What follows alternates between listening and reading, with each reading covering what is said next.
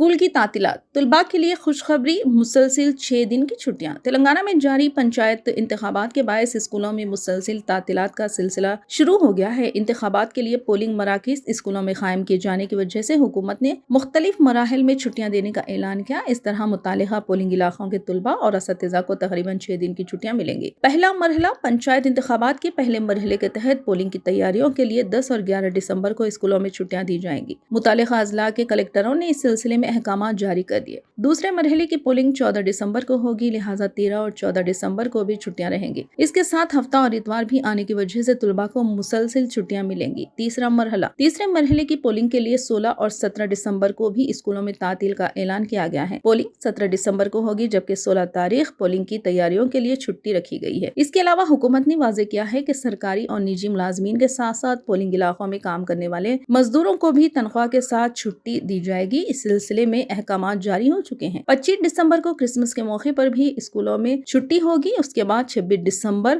Boxing day اور 28 دسمبر اتوار کو بھی مسلسل چھٹیاں آئیں گی۔